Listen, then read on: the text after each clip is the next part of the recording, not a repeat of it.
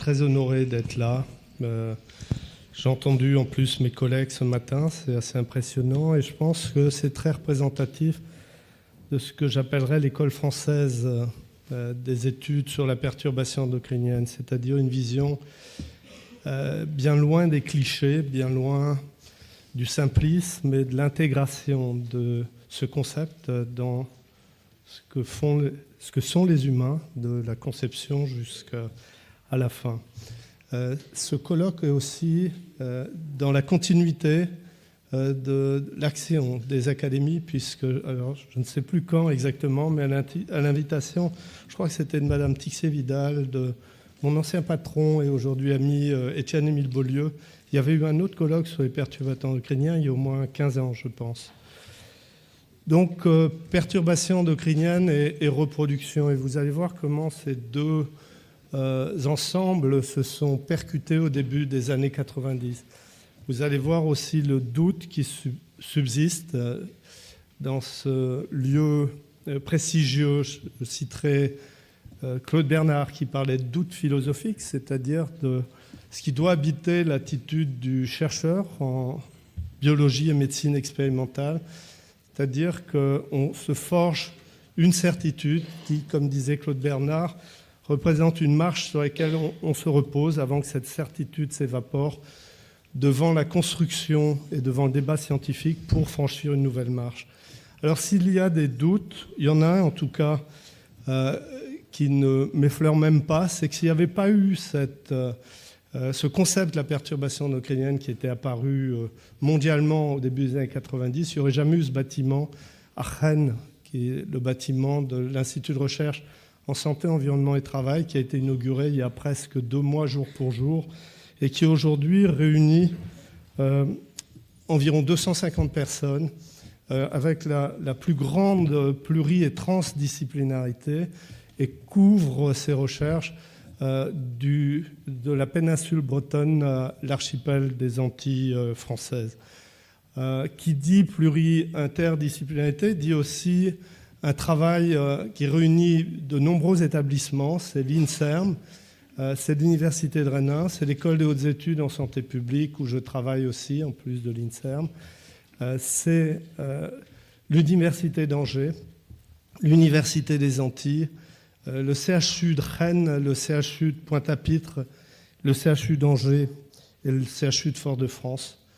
Ces périmètres sont, entre guillemets, des terrains de jeu assez formidables pour les épidémiologistes parce que la population est regroupée avec des caractéristiques de ces populations qui sont très liées, bien sûr, au contexte d'agriculture intensive, des agricultures de type complètement différent, mais qu'on peut justement analyser de façon croisée.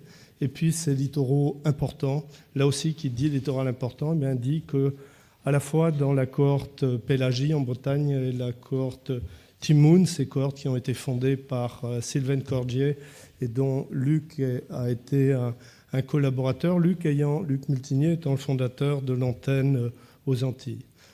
Alors, 250 personnes et un très grand éventail de cliniciens, de chercheurs, de toxicologues, d'épidémiologistes, génomistes, statisticiens, etc., qui couvrent, vous voyez, à peu près toutes les pièces détachées du corps, mais avec un focus qui reste très fort sur production des spermatozoïdes, sur l'œuf, l'ovaire, sur le développement fœtal et le développement, les différents stades du développement de l'individu. Et tout ça, sur une toile de fond, c'est aussi la traduction de cette trans- et pluridisciplinarité du paradigme de l'exposome qui considère que l'environnement, ce n'est pas seulement les produits chimiques, c'est bien sûr les aspects physiques de l'environnement. Les aspects biologiques avec des recherches qui se font sur HIV, sur l'hépatite, sur Zika, sur leishmaniose, les produits chimiques dont on reparlera, et puis même les produits socio-économiques. La dernière personne que nous venons de recruter est une sociologue, c'est vous dire la nécessité, comment la réflexion collective, mais aussi les obstacles qu'on rencontre dans la mise en contexte de nos travaux nécessitent aujourd'hui d'intégrer les sciences humaines dans l'étude des populations, l'étude des comportements des populations, afin d'avoir aussi des aspects interventionnels dans la recherche. Alors sur les drogues récréationnelles, le stress, les inégalités sociales et la nourriture. Les interactions entre facteurs biologiques chimiques, je n'ai pas le temps d'en parler, mais c'est ce qu'on fait aux Antilles, entre l'hépatite B et chlordécone. Voilà, le sujet perturbateurs endocriniens et reproduction commence par la reproduction. Et pour vous rendre compte d'une très très longue histoire, j'espère de façon pas trop longue, je veux revenir à ce qui a mis le feu aux poudres, qui est ce débat sur l'évolution de la production spermatique chez les humains. Alors, c'est ce que j'appelle la paléospermatologie, parce qu'il s'agit d'analyser rétroactivement les données de différents laboratoires ou de laboratoires qui ont suffisamment d'archives pour cela, pour essayer de se faire une idée sur la façon dont les choses ont pu évoluer au cours des dernières décennies. Alors, on parle des début des années 90, c'est ce que je viens de faire, vous allez comprendre pourquoi, mais en fait, le débat de savoir si oui ou non la qualité spermatique humaine se dégrade a démarré en réalité à New York en 1974. Et l'hypothèse faite par Nelson et Bunch, qui dirigeaient une des premières banques du sperme au monde, selon laquelle entre le début du stockage du sperme et la période où ils ont fait cette étude au début des années 70, eh bien, ils avaient observé une érosion, semble-t-il, de la moyenne spermatique.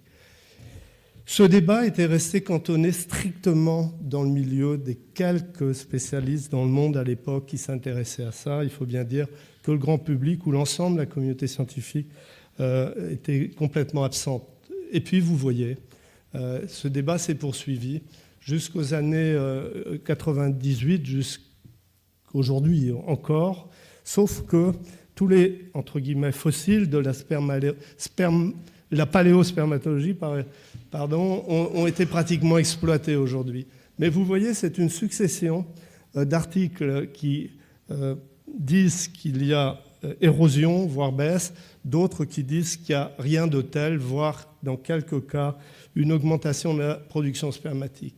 Et au fur et à mesure que ce débat et cette succession en rafale de publications s'est produite, la controverse a enflé et elle a pris un caractère public à partir de cette publication du labo de Niels Eriska Quebec au début des années 92, et où Niels, en évaluant, en analysant à peu près 61 publications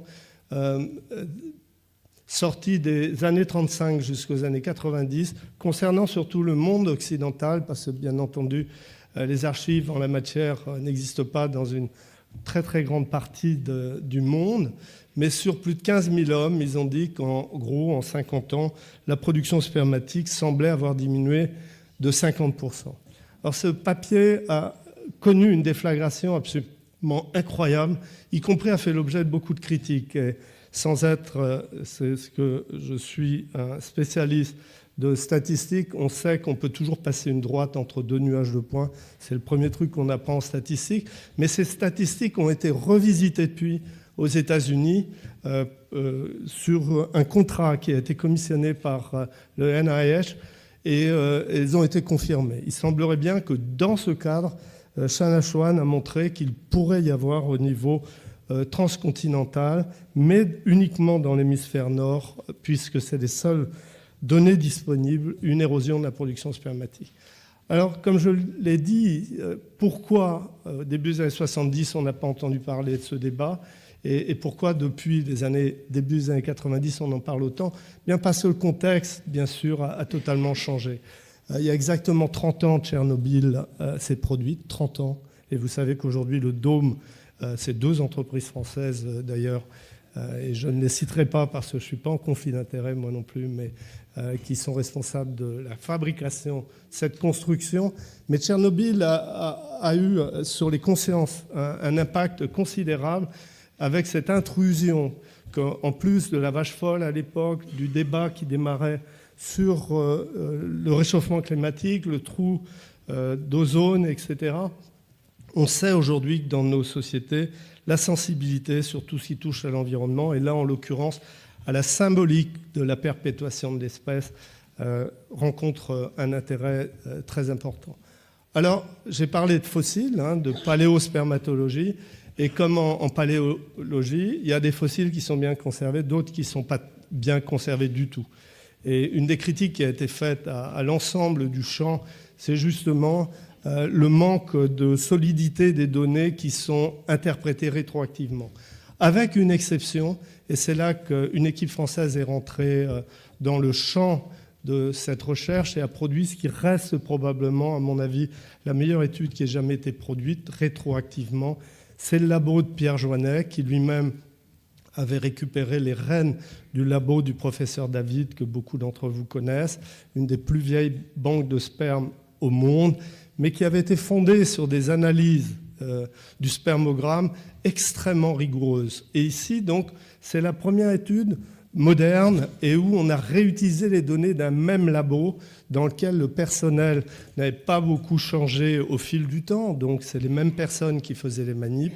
Et avec cette étude d'une équipe d'ailleurs, Jacques Auger, Pierre Joannet, leurs collaborateurs, qui étaient rentrés dans ce travail de façon relativement sceptique par rapport à ce qui se disait autour de l'étude de Skakebeek et qui a montré donc dans Paris intramuros, du début des années 70 jusqu'au début des années 90, une érosion de la production spermatique de l'ordre d'environ 2% par an a dû se produire, sachant ici qu'on a affaire à des hommes fertiles qui ont donné des enfants, puisque ce sont les analyses de sperme, des donneurs de sperme dans les programmes réglementaires français.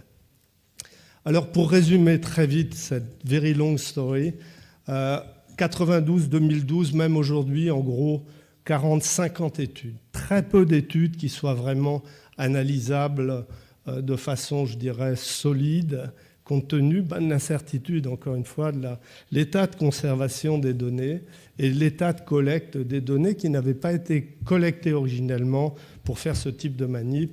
Et puis avec maintenant certainement une plausibilité, non pas pour une baisse de la production spermatique au niveau mondial, loin de là, mais au moins pour, dans certains endroits, notamment Paris intramuros, dans cette période que vous avez vue, 70-90, la probabilité d'un déclin de la production spermatique.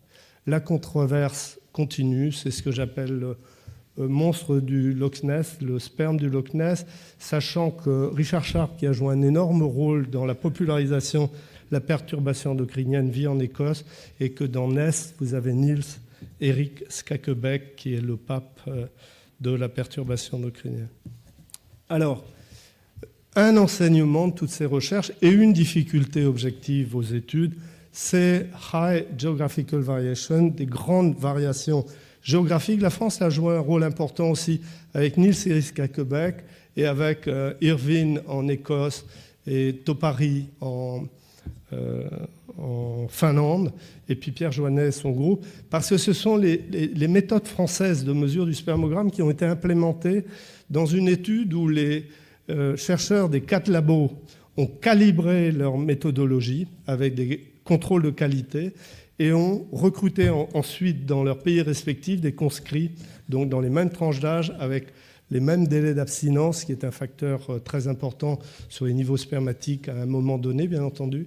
Et ils ont pu montrer qu'en Europe, on avait des variations aussi importantes que presque 200 millions ou plus de 200 millions de spermatos par éjaculat, et je vous dis dans des conditions extrêmement calibrées. Donc certes, tous égaux, mais tous différents lorsqu'il s'agit de produire du sperme. Et cette étude, ce pattern d'étude, a été adopté par Shanna Schwan, exactement sur le même rationnel expérimental. Et Shanna a montré qu'on trouvait aux États-Unis, sur 4 États différents, des variations de sperme, vous voyez, entre l'État de Columbia et l'État de New York, qui pouvaient aller presque du simple au double. Et puis la France, tout petit pays, 500 000 km², dans une étude faite par les SECOS, publiée en 1997, où on assiste de façon significative à l'existence d'un gradient nord-sud. Lille est le champion. Ça a été une déception pour les Bretons qui sont en 2e position, mais s'il y a des Toulousains dans la salle ou des gens de Grenoble, le score n'est pas très élevé. Alors qu'est-ce que ça veut dire tout ça?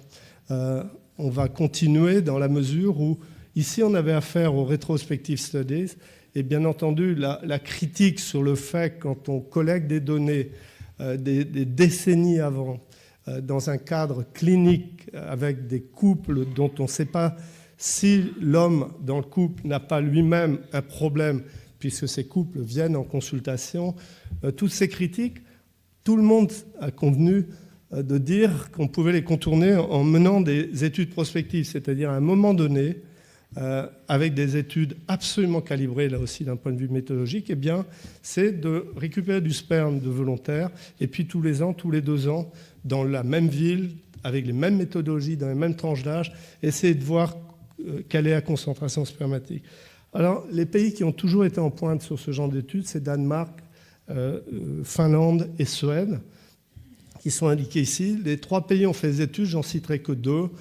Le pays qui a les valeurs spermatiques les plus basses, on n'a pas vraiment eu le temps de voir la diapo tout à l'heure, mais c'est le Danemark. Il y a des valeurs vraiment plus basses que dans le reste du continent européen. Et il se justifiait bien sûr que sur les conscrits au Danemark, chez Niels Erik Skakebæk, qui mène cette étude rétrospective. Vous voyez, les conscrits ont commencé à donner un sperme en 1996, et puis une autre génération de conscrits, si je vois bien, en 2010, a donné son sperme. Et vous voyez, ça a rassuré les Danois qui étaient sous le feu des projecteurs comme faibles producteurs de spermato. On n'a pas vu de grandes différences, sinon peut-être marginalement une augmentation. Donc s'il y a eu diminution historiquement au Danemark, en tout cas elle semble enrayée aujourd'hui. En revanche, la Finlande, qui a les valeurs spermatiques les plus élevées, et de loin, plus de 200 millions dans un éjaculat de spermatozoïdes qu'en France, par exemple, eh bien, Jorma Taupari a mené exactement le même genre d'études avec exactement les mêmes techniques, et il a observé une diminution chez les conscrits, même tranche d'âge, fin des années 70 jusqu'au, je ne vois pas grand-chose, les années, les derniers histogrammes, vous voyez mieux que moi.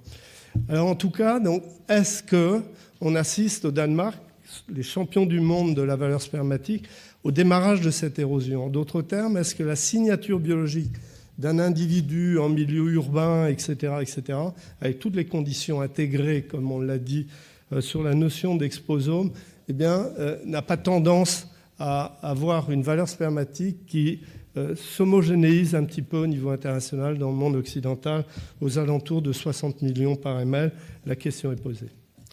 Alors, est-ce que la reproduction, il y a une extrapolation presque insupportable à mes oreilles, y compris dans l'introduction des thèses des jeunes qui me donnent leur manuscrit dans mon propre labo.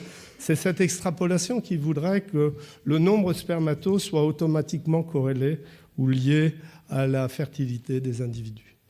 Alors, première chose, si cette érosion s'est produite en certains endroits, une diminution de 20 à 50% de la production spermatique ne veut pas dire nécessairement que ça impacte immédiatement la fertilité. Je rappelle, tous les hommes qui sont dans cette salle, à chaque battement cardiaque, ils produisent quelque chose comme 1500 à 2000 spermatozoïdes. Donc la nature nous a dotés d'une prolificité cellulaire à cet endroit-là qui nous prémunit et qui sert de tampon probablement, nous comme d'autres espèces, vis-à-vis de l'interaction des individus à leur environnement. Alors je reviens à cette carte d'Europe avec Turku, Finlande très fort, Copenhague très faible, la France pas brillante, Édimbourg des valeurs très fortes. Là aussi une espèce de gradient nord-sud. Avec ces différences entre parenthèses, on est un animal saisonné. Et quand j'entendais mon ami Yves Courbernous parler ce matin, j'ai démarré ma carrière à l'INRA à Nouzilly et on travaillait beaucoup sur la saisonnalité de la reproduction. Eh bien, cette manip a montré de façon indubitable que les humains sont aussi des animaux saisonniers puisque les valeurs sont beaucoup plus fortes en hiver par rapport au... Mais vous voyez ces très grands écarts. Comment ça se traduit en termes de fertilité chez les humains? Un des meilleurs indicateurs, c'est le délai à concevoir, le time to pregnancy. Et vous voyez, si on regarde la courbe, je vais utiliser le truc ici, il faut en gros, on a une chance sur 5 à chaque cycle dans un couple qui n'a pas de souci, non contracepté évidemment, de faire un enfant. Donc il y a un chrono qui veut qu'il faut en gros en moyenne 4 mois pour que l'enfant en moyenne soit présent dans tous ces couples où il n'y a pas de souci du côté de l'homme et du côté de la femme. Et donc ce time to pregnancy a été comparé entre ces villes où il y a des très gros écarts des moyennes de la production totale ou de la concentration spermatique, et vous voyez, il n'y a pas de différence. Donc l'extrapolation, attention, je pourrais développer là-dessus. Ce qui est important, c'est que la fraction des hommes aujourd'hui qui sont dans les valeurs vraiment très basses, où là, le délai, le time to pregnancy est énormément rallongé, que cette fraction n'augmente pas évidemment dans la population. Donc il y a une valeur limite, non pas la valeur moyenne, mais une valeur limite qui pourrait peut-être faire basculer la fertilité de certains individus qui auraient besoin de recourir à l'assistance médicale à la procréation. Et les grands spécialistes qui sont dans la salle aujourd'hui, Rémi Slama, Henri Léridon, ont publié des papiers absolument formidables sur le calcul de probabilité qu'on peut faire avec une bascule d'un pourcentage de la population dans les valeurs où le time to pregnancy augmenterait et la conséquence que ça aurait en termes de recours à l'assistance médicale à la procréation. Alors, le spermato n'est pas le seul sous les projecteurs. Et là, je parle ici du gang des 4, c'est-à-dire qu'il y a les valeurs spermatiques, il y a aussi la préoccupation par rapport à l'augmentation en certains endroits, là aussi du monde, de l'incidence de la cryptorchidie, ici, donc non-descente des testicules, l'hypospadias, cette anomalie de fermeture de l'urètre, et puis, de façon indubitable, autant ces deux groupes de données font l'objet de beaucoup de débats, c'est difficile à collecter, diagnostiquer la cryptorchidie avec précision n'est pas facile, etc. Mais le cancer du testicule augmente, lui, c'est sûr.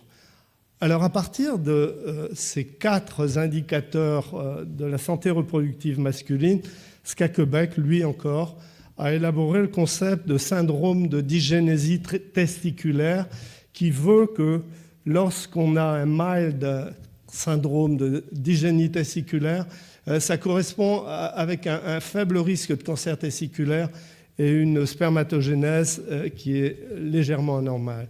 Mais si on rentre dans la partie médiane, on combine un risque élevé de cancer du testicule lorsqu'on a des testicules non descendus. Ça, c'est le premier facteur de risque de cancer des testicules. C'est la cryptorchidie non corrigée.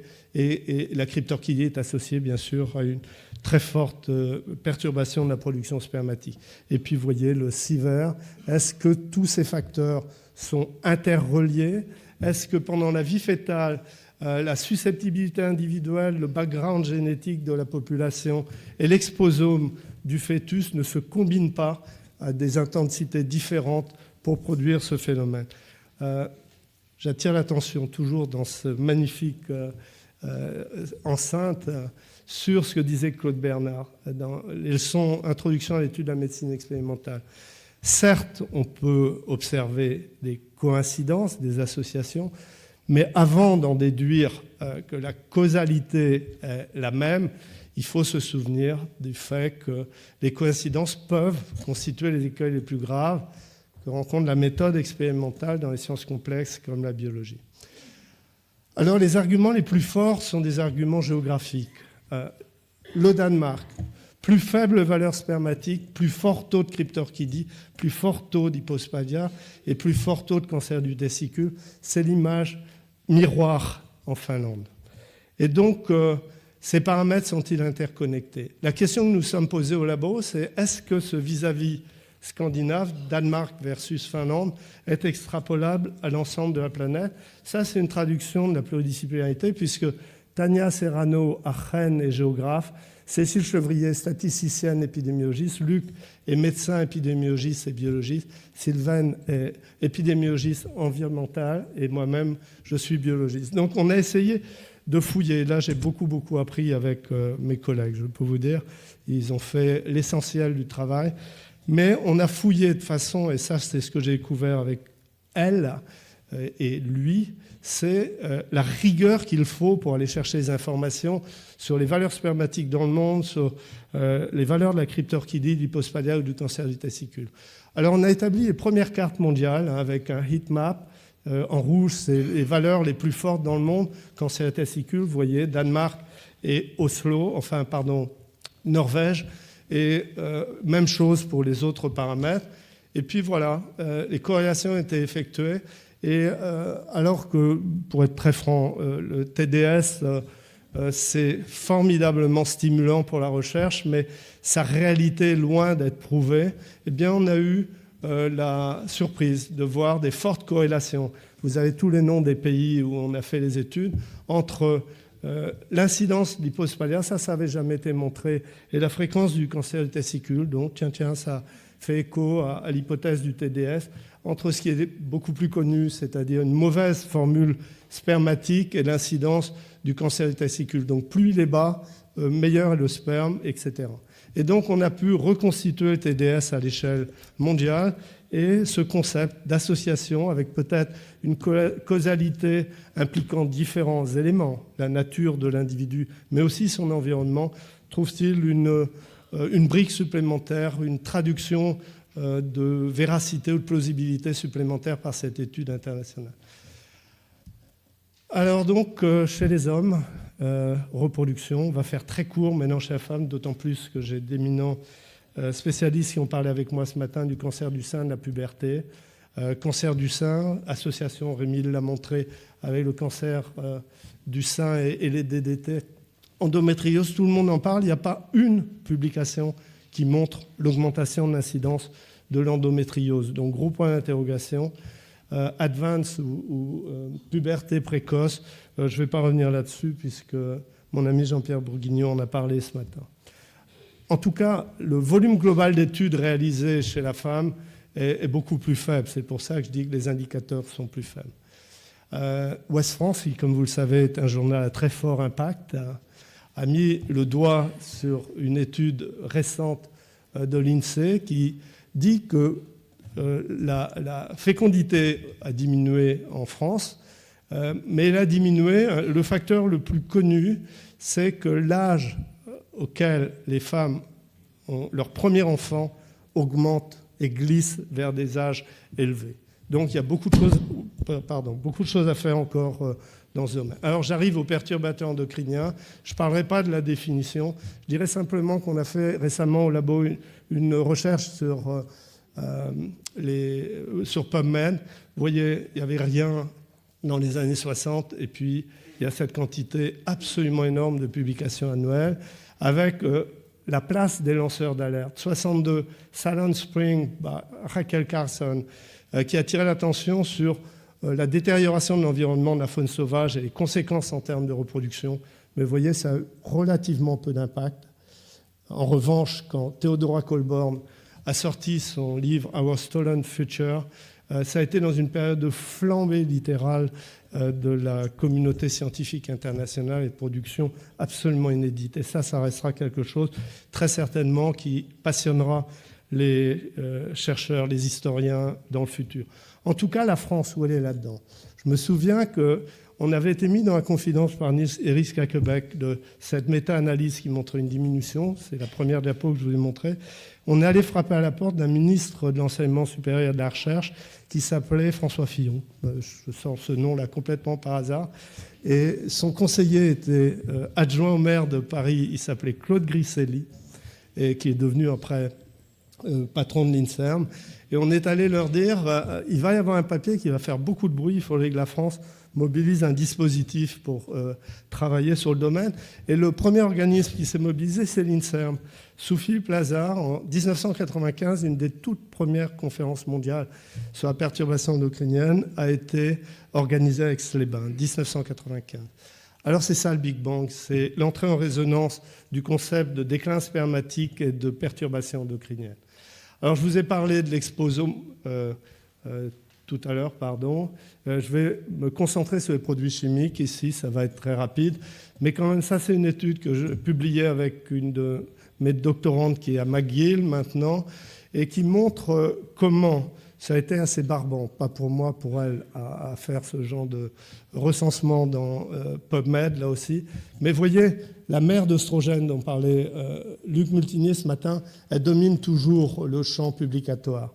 Mais à partir de 1995 est apparue la double notion que les perturbateurs endocriniens pourraient avoir des effets androgéniques et d'autres perturbateurs endocriniens pour avoir des effets anti-androgéniques. Et on comprend tous sur le mâle en particulier qu'un blocage, soit de la synthèse, soit de la production, soit de l'action de la testo, c'est pas bon. Alors, il y a toute une liste ici de tous les possibles anti-androgènes qu'on a pu lister dans la littérature, dans cette revue bibliographique. On s'est intéressé au labo sur les phtalates, et pour faire court, on a publié une revue récemment sur absolument tout ce qu'il y a dans la littérature chez l'animal et chez l'homme pour éclairer la question de savoir si les phtalates représentent réellement un danger pour l'homme de la vie fétale à l'âge adulte. Chez l'homme adulte, il y a une très forte plausibilité. Ce sont les gens dans les usines de plastique et autres, en particulier en Asie. Il y a des relations sur la perturbation de leur bilan endocrinien et de leur production spermatique. Rien sur la puberté, c'est quand même un comble. Et quant à la vie fétale, les études épidémiologiques sont très faibles. Il y a un très très grand différentiel entre ce qui a été fait chez les humains et ce qui a été fait chez l'animal. Et donc il y a encore du travail à faire pour qu'on en sache plus. Enfin, ces études peuvent être contradictoires.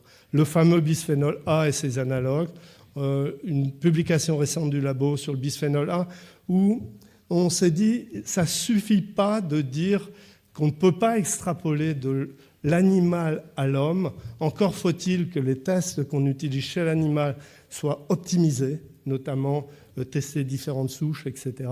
Et puis que chez l'homme, là aussi, les outils, dont je reparlerai par la suite, soient optimisés. Alors, autres produits, les produits pharmaceutiques, je termine là-dessus, paracétamol, et puis les anti-inflammatoires non stéroïdiens. J'organise avec l'Agence du médicament à la fin janvier une conférence qui est la première du type et où on va travailler avec des experts à huis clos sur toute la littérature disponible aujourd'hui et en présence des agences de régulation européennes pour savoir si oui ou non il faut renforcer la réglementation.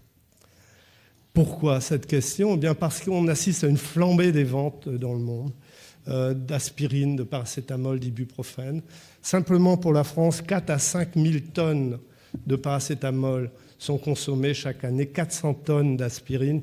Donc vous voyez, c'est des produits qui nous sont familiers. J'en ai dans mon sac, mais en même temps, on doit s'interroger sur ce qui se passe en particulier chez la femme enceinte, dont on a beaucoup parlé dans le champ depuis le début des années 90, la perturbation endocrinienne.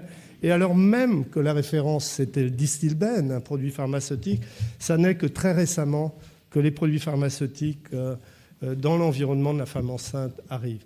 Alors, le fœtus est touché, puisque le méconium, les urines à la naissance contiennent du paracétamol ou de l'aspirine. Les dents de lait contiennent ces produits. Le lait maternel soigne peut-être le mal de tête du bébé. Donc, c'est vraiment un souci. Et très vite, on s'est associé depuis plus de 10 ans entre mon labo et les labos de Copenhague. Et on a trouvé, concomitamment à une autre étude danoise, que la prise de ces produits au début du deuxième trimestre en particulier, alors rappelez-vous que le paracétamol, on peut continuer au-delà du premier trimestre, alors que la recommandation, c'est pour l'aspirine et l'ibuprofène d'arrêter en fin de premier trimestre, eh bien augmenter et en combinaison fortement le risque de cryptorchidie. Et puis on a découvert, comme souvent, que l'alarme avait été donnée en 1996 aux États-Unis, à nouveau pour les analgésiques et la cryptorchidie, et depuis ça a été montré en Hollande. Il y a d'autres cohortes de puissance moindre, notamment un travail que Rémi Slama a fait et dans lequel il a eu la gentillesse de m'associer, ou un travail en Finlande qui ne trouve pas cette association, mais sur des plus petites cohortes. Alors, étant donné, ça c'est la référence épidémiologique, on a regardé s'il y avait une relation à partir des questionnaires et puis la survenue de cryptorchidie, je vous ai dit, il y en a une. En parallèle, on a fait les manips in utero chez le rat et puis on a fait les manips ex vivo chez le rat également, qui montrent une baisse de la production de testostérone lorsqu'on administre ces produits, une diminution de la distance anogénitale, qui est l'indicateur le plus sensible chez le nouveau-né vis-à-vis de son exposition fœtale aux perturbateurs endocriniens. Et puis pour ajouter à cette étude intégrée, et ça ne sert à rien d'opposer les modèles, naturellement une souris, ce n'est pas un homme, il y a 45 millions d'années d'écart dans l'évolution, mais c'est d'intégrer l'ensemble des modèles. dès lors qu'on a une approche rigoureuse de leur utilisation. Donc à ce triptyque, on a ajouté au labo des manips ex vivo sur des produits d'avortement. Merci à ces femmes souvent qui sont en détresse, malgré tout d'accepter de nous donner ces produits d'avortement. Et alors on a pu cultiver et montrer que cette augmentation de la cryptorchidie dans les fenêtres où on peut travailler avec ces produits d'avortement ne touche pas, pour ce qui concerne le paracétamol, la testo, et alors que l'aspirine, paradoxalement, et l'indométacine augmentent de façon dose dépendante la production de testo. En revanche, on a trouvé que le paracétamol et un de ses métabolites diminuent de façon dose dépendante cette hormone, l'insuline facteur 3, qui est responsable de la première phase de descente des testicules. On a montré aussi et découvert d'ailleurs pour la première fois l'existence de ces prostaglandines classiques dans le testicule.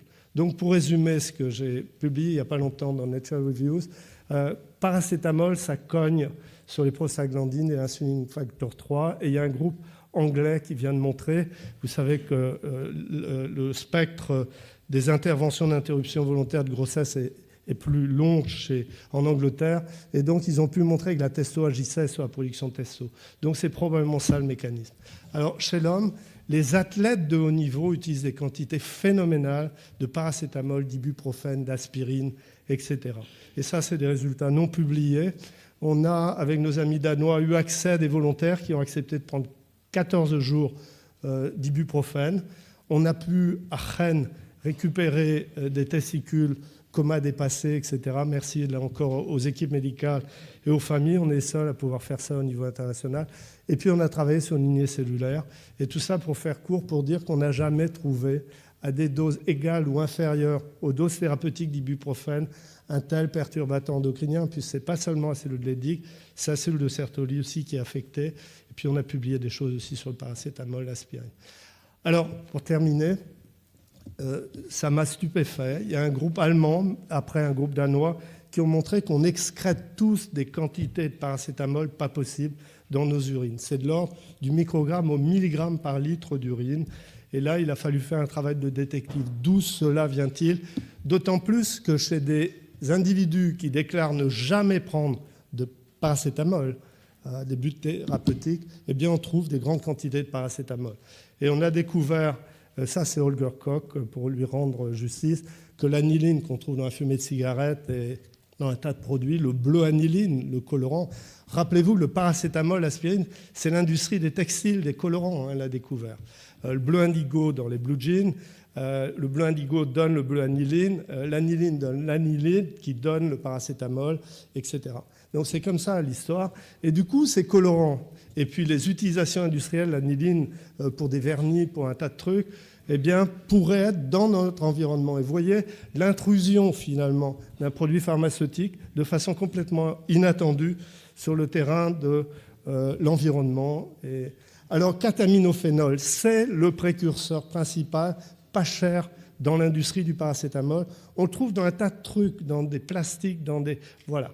Donc, c'est ça l'histoire. Et les latest news, c'est qu'on a fait les manips avec nos amis danois, et on trouve que l'aniline est très rapidement convertie chez les animaux, chez les rongeurs, en paracétamol, et que ça affecte à la fois le testicule et surtout la réserve ovarienne.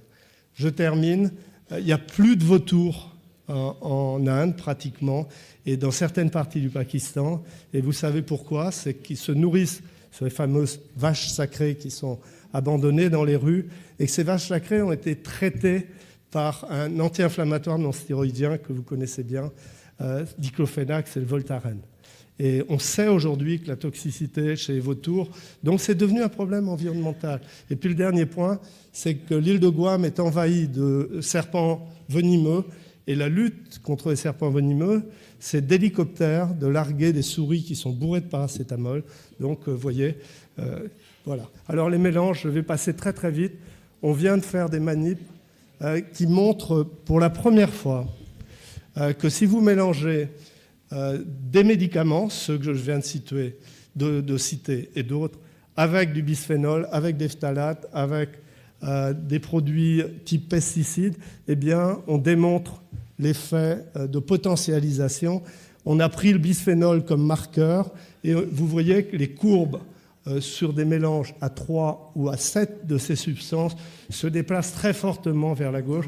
Vous le êtes papier à plus est soumis. 10 minutes par J'ai rapport terminé. au temps de parole. J'ai terminé. Et je veux dire simplement que les perturbateurs endocriniens, ça a été le cheval de Troie, je dirais, la grande réconciliation du grand mariage entre la pharmacotox, qui dominait avant l'émergence de la perturbation endocrinienne, et la toxicologie environnementale. Donc maintenant, vous l'avez vu avec le paracétamol, on ne va plus faire la différence. Merci à tout cela. La fertilité est-elle en danger ? Bernard Gégou, Pierre Joannet, Alfred Spira, on a publié un bouquin pour tout ce que je n'aurais pas pu dire aujourd'hui. Merci. Vous avez dépassé votre temps de parole et tout ça. Je prends juste une question. Urgente. Y a-t-il une question urgente? Oui, s'il vous plaît. Oui, puisque vous avez été mondialisé, en Asie et particulièrement en Chine, dans la cuisine chinoise, ils utilisent beaucoup de soja. Or, le soja est un oestrogène-like. Alors, conséquence? Alors c'est très intéressant, et là on revient à la notion d'exposome. Quand on parle d'exposome, c'est-à-dire la totalité, l'amalgame des expositions auxquelles un individu dans son écosystème est exposé de la vie fétale jusqu'à la mort, eh bien on oublie une chose, quand on parle d'exposome, il y a toujours une connotation négative. Mais il y a aussi une connotation positive. La première, c'est les fameux 5 fruits et légumes. Et en Asie, en fait, on n'en a pas la preuve, mais on attribue le très faible incidence de cancer de la prostate ou de cancer du sein justement à une nourriture qui contient beaucoup de phytoestrogènes, soja, etc., mais aussi des mix. Et il est difficile, évidemment, d'extraire ce qui pourrait être les effets bénéfiques des phytoestrogènes d'une alimentation qui comporte beaucoup de poissons, donc les oméga, etc., etc. Mais ces Japonais, s'ils passent en Californie, en quelques décennies, l'incidence du cancer de la prostate devient celle des Californiens, c'est-à-dire celle des Français, à peu de choses près. Donc il y a un écosystème, et l'exposome de cet écosystème peut aussi avoir des aspects bénéfiques.